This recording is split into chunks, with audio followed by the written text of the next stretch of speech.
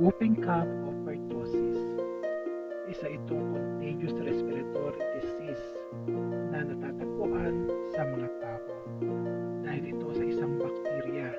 Noong year 2023, 27 cases ang naitala sa Pilipinas, 3 ang namatay. Ngayong 2024, 423 cases ang naitala at 4 na sanggol ang namatay.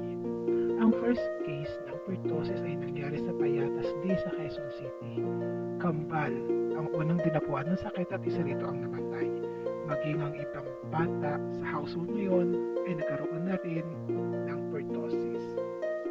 Kaya naman, ang pertussis ay dineklarang outbreak sa Quezon City nito lamang March 20, 2024.